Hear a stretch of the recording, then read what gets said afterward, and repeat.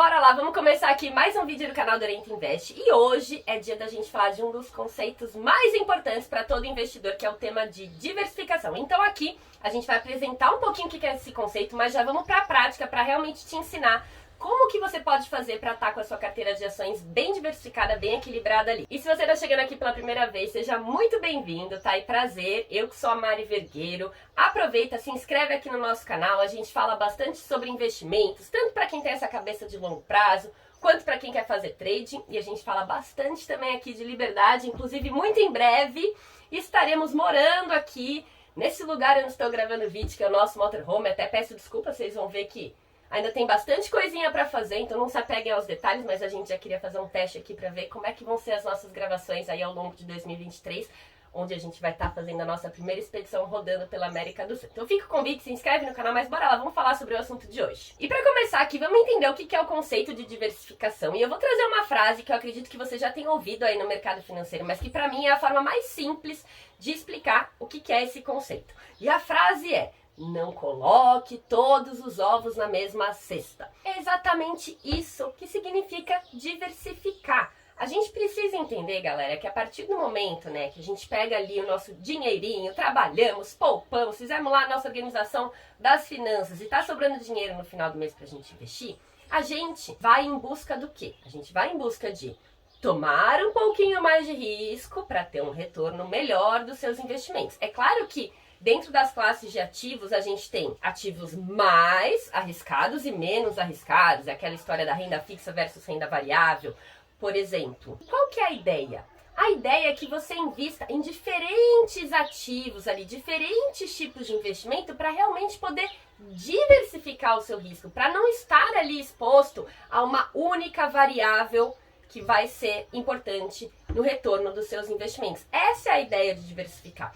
E é importante entender também, gente, que principalmente aqui no mundo das ações, que é onde a gente vai focar o nosso bate-papo daqui pra frente no vídeo, nem sempre você vai estar certo. Você vai lá, vai montar uma carteira de ações com algumas empresas ali, e algumas das suas teses de investimento, do que você acredita dessa companhia, vão se confirmar, e se tudo der certo, a tendência é que ao longo do tempo o preço dessa ação se valorize, mas você também vai estar errado. Então diversificar também é uma forma ali de você equilibrar, porque aceitem, a gente não vai acertar todos os investimentos, a gente não vai ganhar dinheiro com todos os investimentos. Alguns no meio do caminho vão dar errado, mas se você realmente está diversificado e um deles deu errado, tá tudo bem, porque você tem outras coisinhas ali para equilibrar. Então é basicamente isso que significa diversificação.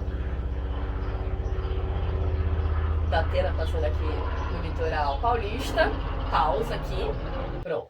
Agora sim, o helicóptero parou aqui, vamos continuar. E primeiro, vamos falar aqui da diversificação por número de ativos. O que significa isso? É realmente avaliar ali quantas empresas da bolsa compõem a sua carteira de ações. Atualmente, quantas empresas você investe? Uma? 2, 5, 10, 15, 20, 30, como é que tá a sua carteira aí? E nesse sentido, o que eu, Mari, aplico aqui para minha carteira de ações? Eu sempre procuro ter algo como 5 a 10, às vezes um pouquinho mais, de empresas que eu invisto, de empresas que compõem a minha carteira. Por que eu trabalho com esse intervalo? Porque, primeiro, eu acho que ele já traz certa diversificação, sim, para minha carteira de ações. Vamos imaginar que você tem uma carteira com 10 ações.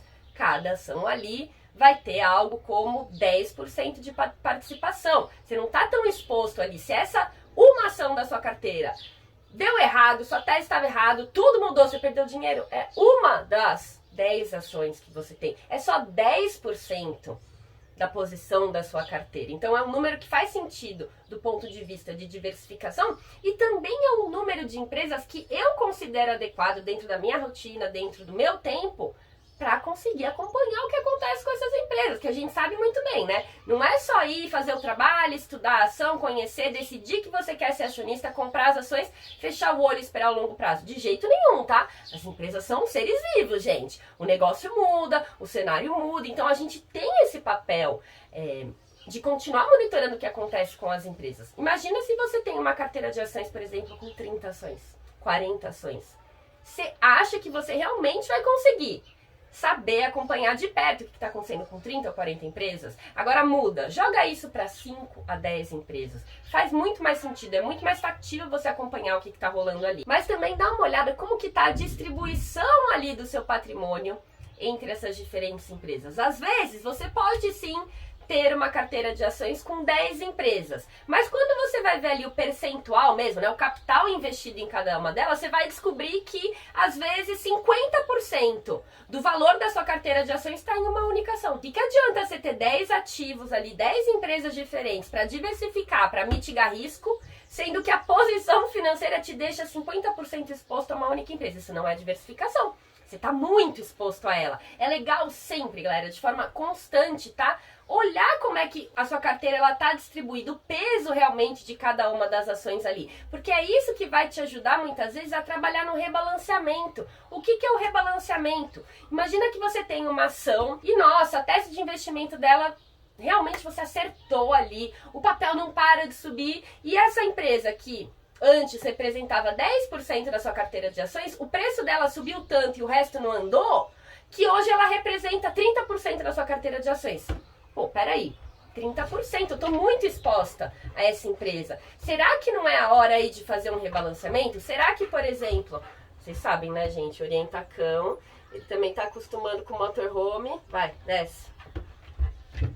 Isso porque o cachorro tá castrado, imagina se não tivesse, caixinha. Retomando aqui, será que não está na hora de rebalancear? Será que não faz sentido, por exemplo, vender 1/3 dessa posição para ela deixar de representar ali 30% e aí você aloca em outra coisa que está mais barata? Então, primeira coisa é fazer esse exercício, trabalhar ali no número de ativos da carteira, algo como 5 a 10 empresas, eu acho que é algo legal, e ver como que está essa composição, qual que é o peso de cada uma delas para enxergar mesmo se você está ali diversificado ou se de repente você, ao longo do tempo, conforme o preço da ação evoluiu, você ficou concentrado em uma única empresa, por exemplo. Precisa trabalhar isso. E continuando aqui, segunda forma de diversificar a carteira de ações é olhar como que está a distribuição ali pelos setores da bolsa. Quem já foi meu aluno sabe que eu sempre começo o meu processo de análise, né, de conhecer melhor a empresa para decidir se eu quero ou não quero comprar ação pelo setor de atuação. Por que isso? Porque, gente, analisando o setor, as empresas ali que fazem parte dele, de alguma forma, elas vão dividir as mesmas características, elas vão ser afetadas da mesma forma pelo ambiente macro, elas vão ter ali as tendências de mercado, e a gente sabe muito bem que a Bolsa de Valores, ela é uma oportunidade exatamente disso. Pensa, vamos lá, o setor de bancos. Quantas empresas de banco a gente não tem listada na Bolsa de Valores hoje? São diversas formas ali, diversos veículos para você ter exposição ao setor bancário, por exemplo. Então, olhar como que a sua carteira está dividida por setor também te ajuda a pensar sobre diversificação. Vamos trazer aqui um exercício, vou continuar no exemplo de bancos, tá? Aqui veio o exemplo de bancos hoje na cabeça. Se você olhar ali, pegar a sua carteira de ações, olhar todas as empresas que você tem, quais são os setores dela e ver como que isso está distribuído. Às vezes, através dessa análise, você vai descobrir, por exemplo, que apesar de você ter 10 ações ali compondo a sua carteira, 5 delas são do setor de bancos e, na verdade, 50% da sua carteira está exposta ao setor de bancos. Será que você está diversificado? Lembra o que eu falei? As empresas que atuam dentro do mesmo setor, elas tendem a ser afetadas da mesma maneira, pelo macro. Tem muita coisa ali que vai ser semelhante, as características são semelhantes. Então, imagina que sai uma resolução que mudou tudo lá do Bacen, vai ferrar a vida de todos os bancos. O que vai acontecer com essa carteira de ações se 50% do seu patrimônio é de banco? Você está ferrado, você não está diversificado, você não está mitigando os riscos. Então, super importante olhar ali o setor. Eu, Mari, particularmente, eu gosto muito de brincar ali da minha carteira para ter exposições a temáticas diferentes. Então, vamos imaginar aqui, eu invisto em empresas do setor de varejo, que são empresas que dependem mais da economia doméstica, do que está acontecendo aqui com o Brasil. Então, se o Brasil tá bom, o PIB está crescendo, o desemprego tá baixo, o setor de varejo vai bem, que é um setor que varia ali, né? Ele tem bastante correlação com o ciclo econômico. Legal, mas eu não posso ter só empresa que depende do que acontece com o Brasil na minha carteira. Então, também tem empresas ali que exportam, por exemplo. Elas vão depender muito mais do que acontece com a economia lá de fora, com o dólar, do que está acontecendo aqui com o Brasil.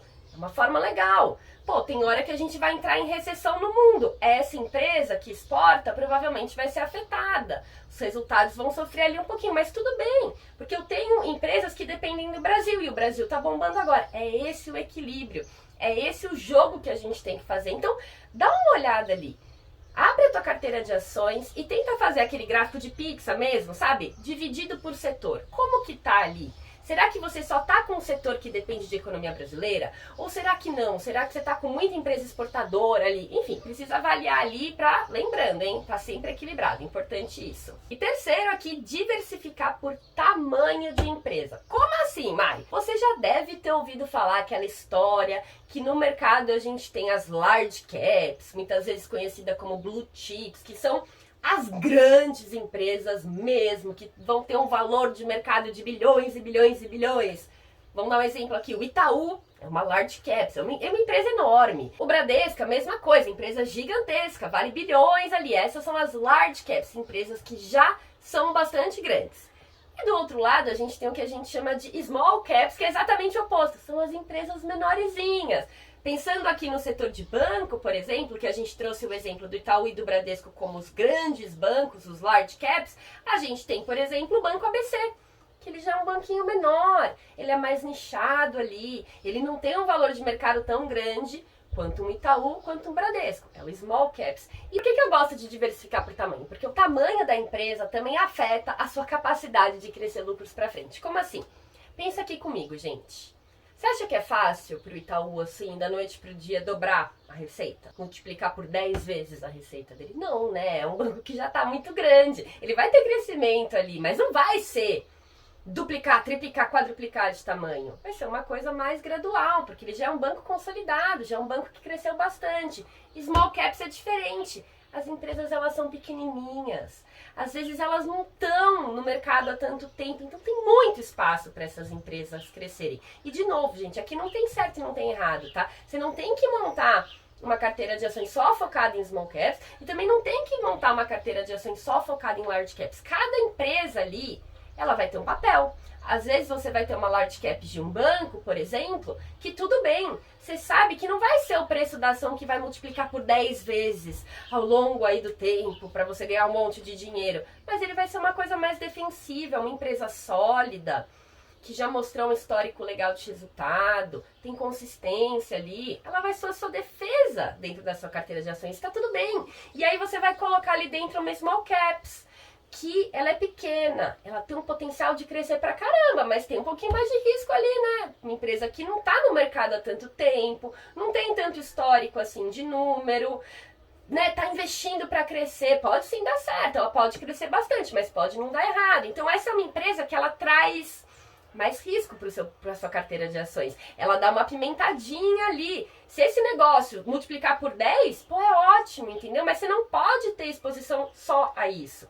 Tem que estar ali, tem que dar diversificada. Então também faz esse gráfico de Pix aí na sua casa com a sua carteira de ações para ver o tamanho das empresas que você investe. Aqui na descrição eu vou explicar certinho quais são os critérios de large caps, small caps, para vocês poderem conferir ali, mas já dá para ter uma ideia. Então é isso, eu espero que vocês tenham gostado, que de alguma forma dividir esse conhecimento aqui com vocês agregue dos seus investimentos, na sua carteira de ações. O que ficar de dúvida, manda aqui. Eu sempre falo, isso aqui é coletivo, a gente tá construindo isso junto. Então, manda aí temas, dúvidas, manda tudo aí. Deixa um like se esse vídeo te ajudou, se inscreve no canal.